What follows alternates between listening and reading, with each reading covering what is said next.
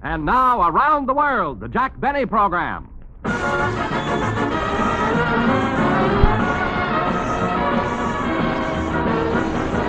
Jack Benny with Mary Livingston, Rochester, Dennis Day, Bob Crosby, and yours truly, Don Wilson.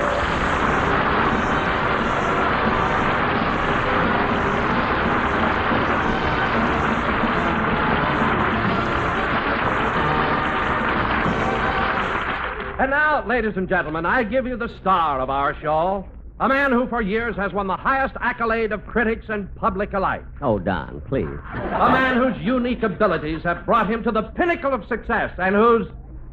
Oh, I can't read this stuff. You'll read it and like it.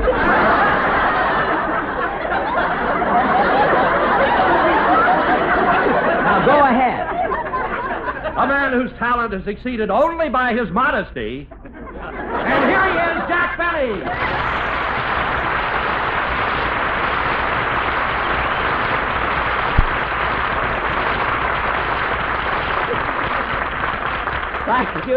Thank you. Hello again, this is Jack Benny talking, and Don, I don't see why it should be so hard for you to say a few nice things about me. But I'm happy you managed to struggle through that introduction. Well, Jack, the only reason I did was because I was afraid you'd fire me. Don, I couldn't fire you. Why not? Because this happens to be National Save Your Fat Week. That's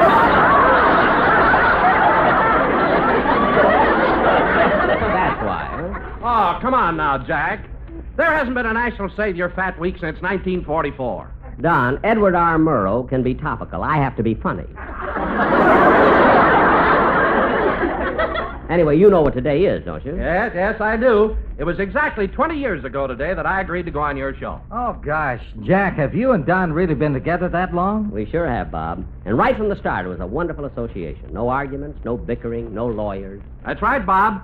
He just tattooed the contract on my stomach and let it go at that.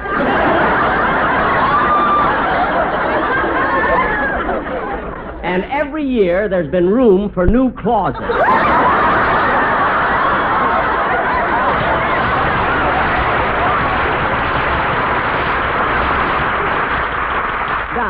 I don't... Come in. Telegram for Jack Benny.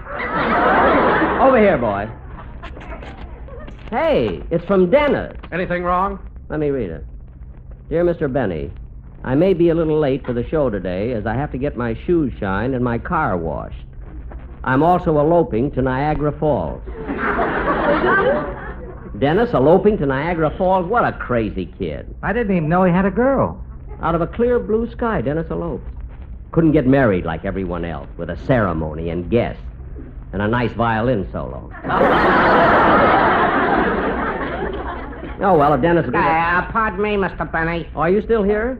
Well, I hate to mention it, but when one delivers a telegram, it's customary for one to get a tip. Oh, of course. Now, how much do you usually get? Well, that's up to you. I wouldn't want to influence you in any way. Well, let's see. Do you mind if I use your phone a minute? No, go ahead.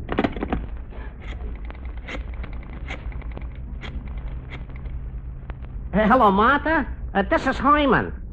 Hey, how's Grandma? Oh, not any better, huh? Oh, what can we do? We can't afford medicine for the baby either.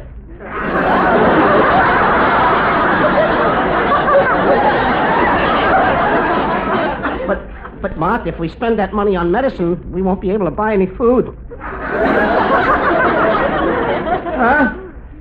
The landlord was over? What'd he say? He's only going to give us 2 more days. Well, I'll try to see what I can do, Martha. Keep up your courage. Bye. Control yourself. Here, I've got a tip for you. Oh, gee, thanks, Mr. Wright. Oh, no. What's the matter? For a lousy dime, I just wasted a routine I could have used on Strike at Ritz.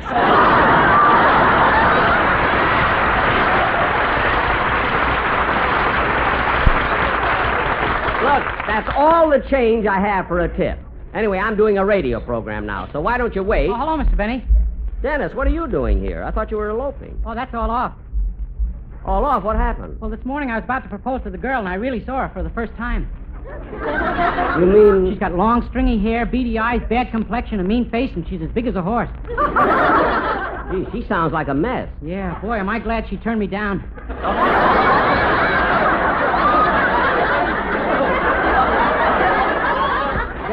She turned you down? Oh, I don't care. I'll marry her twin sister. Oh, fine. You should see her twin sister. She's got a figure like Marilyn Monroe, legs like Betty Grable, hair like Rita Hayworth, and a face like Ava Gardner.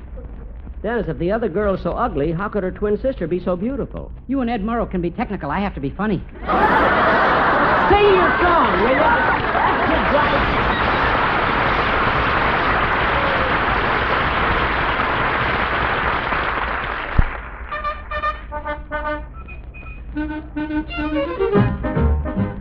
Gombari, ci vossonari, chi si suona, un friscaletto, e come si suona, un friscaletto,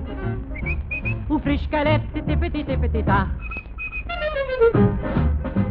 Gombari, ci vossonari, chi si suona, un saxofona, ma come si suona, un saxofona, tu saxofon. Un friscaletto tipiti ta.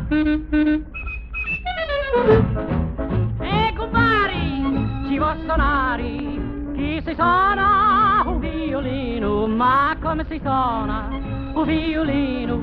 A zing un violino, tu saxofon, un friscaletto tipiti ta.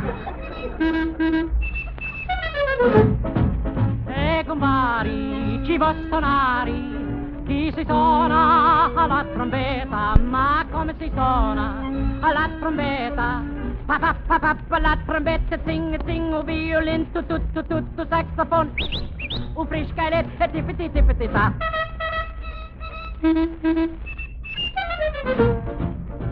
Compari, ci va suonare, chi si suona alla trombona, ma come si suona alla trombona? A fum la trombone, pa la trombetta, ding un violin, tu saxofon, un friscaletto, tipiti ta.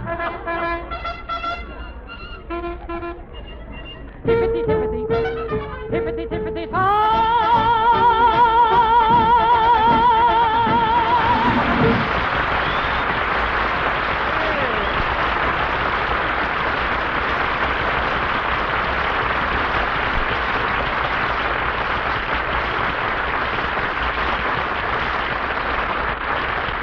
That was very good, Dennis. That was wonderful. And now, ladies and gentlemen, for our feature attraction tonight, we are going to do our version of Universal International's classic of the gridiron, All American. Hey, isn't that the one where Tony Curtis stars as the football hero? That's right. In fact, tonight I'm playing his role. Oh, but Jack, Tony Curtis is so young. How can you even think of taking the part he played? Look, there's no sense in arguing because I'm going to play the Tony Curtis part, and nobody can stop me. I can. Who are you? Tony Curtis.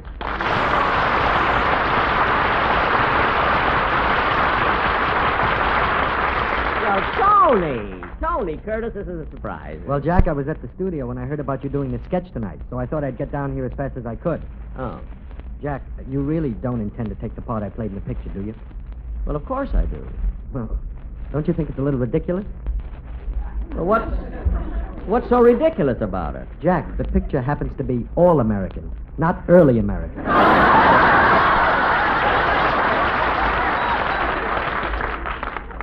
Look, Tony, I don't understand your attitude at all. It so happens that the producer of your picture, Aaron Rosenberg, is a very good friend of mine. If you don't let me play the part, you'll have to go back to the studio and face him. I mean, how would you explain it to him? I mean, what would you tell him? Him drove me down here. Oh. Well, look, Tony, I'm going to play the part unless you have a strenuous objection. Well, I do. I think you're playing the part of a college boy is incongruous. Oh, yeah? Well, let me tell... Hey, Bob. Bob, come here a minute, will you? Yes, Jack? What does incongruous mean? Huh? Well, I'm not sure. Oh, Remley! Never mind!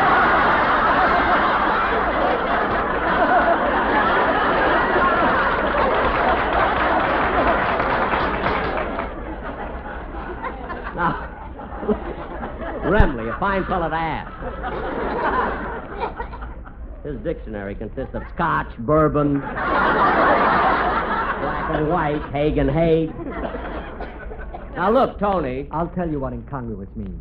It means inappropriate, unbecoming, not harmonious in character, inconsonant or inconsistent. Oh. Well, I still don't understand it. The meaning of incongruous? No, how one twin can be so beautiful and the other one so ugly.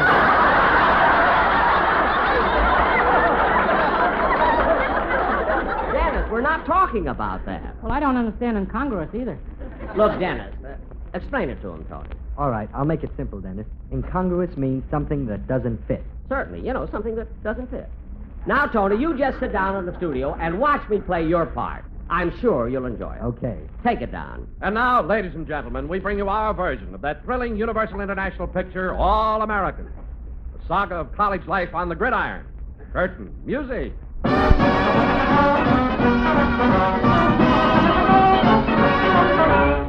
This is the story of a poor boy who, because of his talent on the football field, was able to go to college, rise to the top, and become an All-American.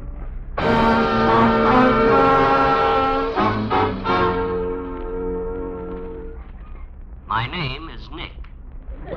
Nick Bonner-Krasinska Vishalakovsky. In my first year at Mid-State University, I was the star quarterback. I'll never forget that crucial game for the championship. I caught the opening kickoff and ran it back for a touchdown. The crowd went wild. The rooting section stood up and began to cheer for me. Bonner-Krasinska, Vishalakovsky, Bonner-Krasinska, Vishalakovsky.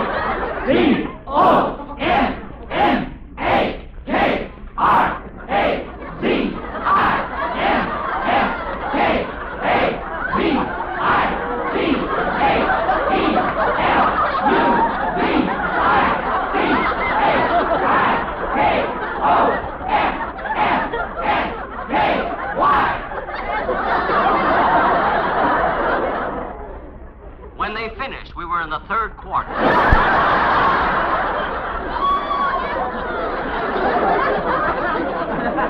The rest of the game was routine till the last few minutes when I made one spectacular play. I kicked a field goal from the 16-yard line. The crowd went wild. B-O-N-N-A-K-R-A-C.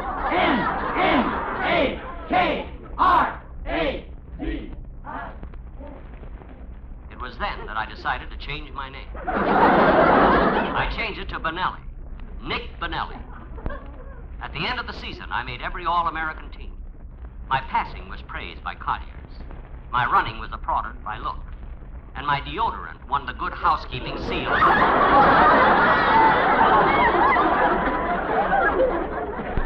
But Mid-State didn't give football scholarships, so I transferred to Sheridan College.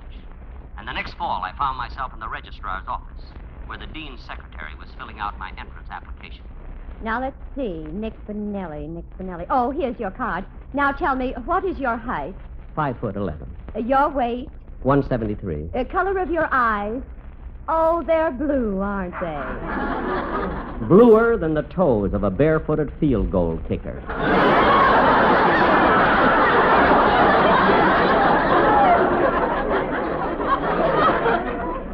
Well, that's all the questions. And, oh, just a second. You're here on a football scholarship, aren't you? Yes, ma'am. Well, in that case, you will be provided with tuition, room, and board, and you'll be given $100 a month to spend. Do I have to spend it?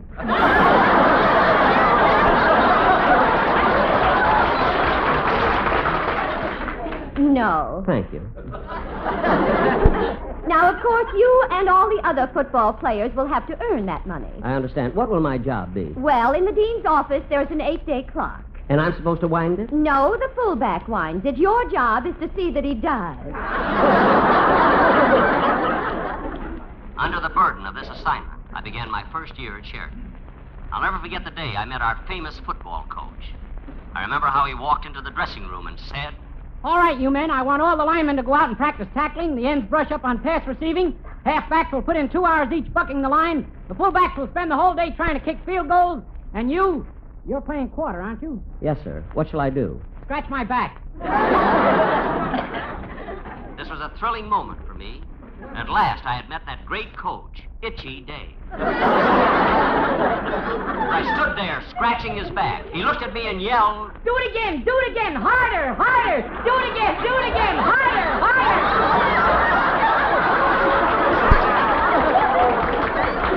Now, wait a minute, Coach. I don't want to do this. I'm an All-American at mid-state. Well, you're at Sheridan now, and everybody starts from scratch. And another thing, we observe strict training here. Yes, sir. That means no parties, no dancing, and no dates with girls. And you'll take all your meals at the training table. You have to be in bed by 9, up at 6, and we practice 7 days a week. But what do we do for fun here at Sheridan? On Tuesday night, you play Scrabble with naughty words.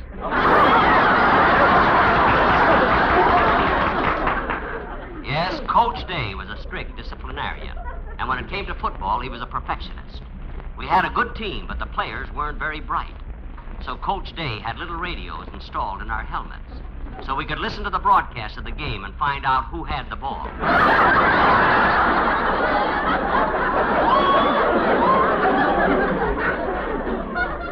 One day I tuned in the wrong station and tackled John's other wife.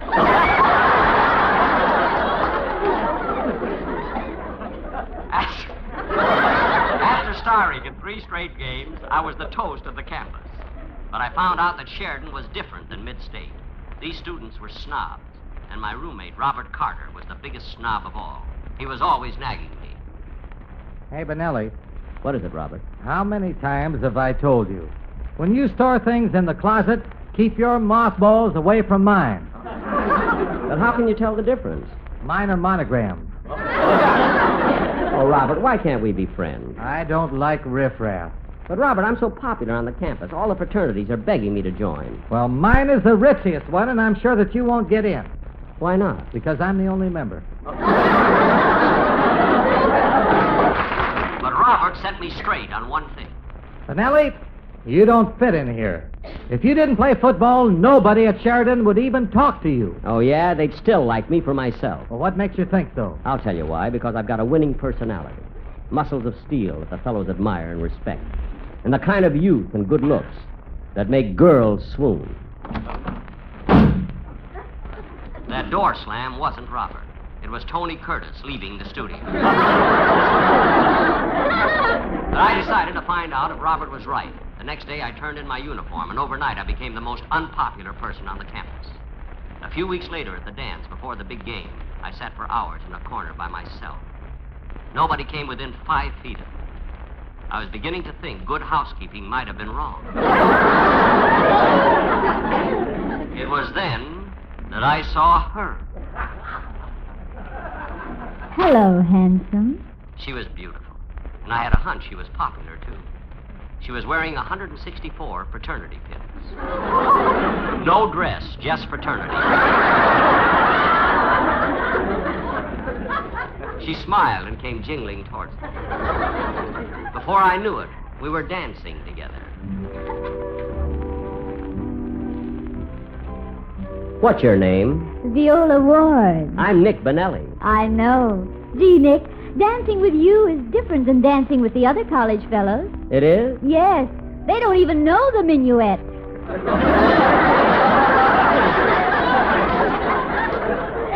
Gee, Viola, you're beautiful. Will you marry me? I might if you changed your mind and played football again. Oh, so that's it. Well, I wouldn't play football for anything. Not even if I kissed you like this? No. Like this? No. Or even like this?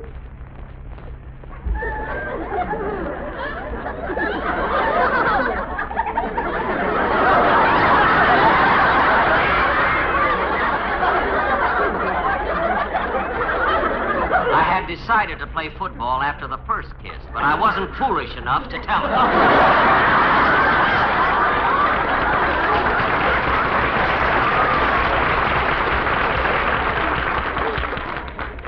I rushed to the stadium and slipped into my good old uniform. And as I ran out into the field, the crowd went wild. B-O-N-N-A-K. I changed it!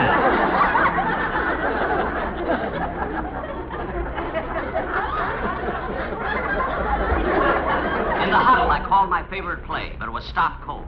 The opposing team had the biggest line in football. His name was Don Wilson. Once I ran around his end and was out of bounds by 10 yards. Time was running out, but I kept cool. I knew our chance would come. Then with seconds left to play, I intercepted a pass. And as I weaved down the field, suddenly everything went black. I couldn't see a thing. My helmet had slipped down over my eyes. It didn't fit. In other words, it was incongruous.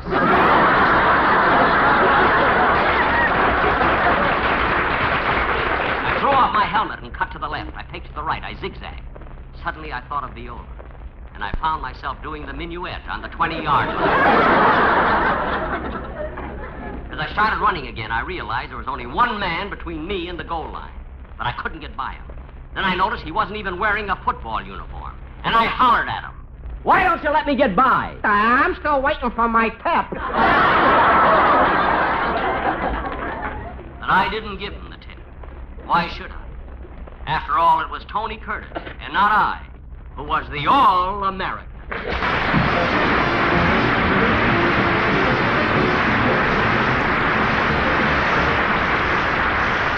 Jack will be back in just a minute. I'd like to say a few words to you servicemen and women who are bed patients in Army, Navy, or Air Force hospitals. There's a good way and a profitable one you can spend your time while you're recuperating, and that's by enrolling for a USAFI course. Not only can you take one of more than 340 courses offered by USAFI, but the Institute has also prepared a list of some 40 educational manuals covering a variety of subjects, from the mechanics of English and a study of our American government to the management of a poultry farm and the running of a variety store. You'll find any one of the 40 microfilms interesting and of great value to your future. Contact the officer in charge for information or write USAFI, Madison 3, Wisconsin.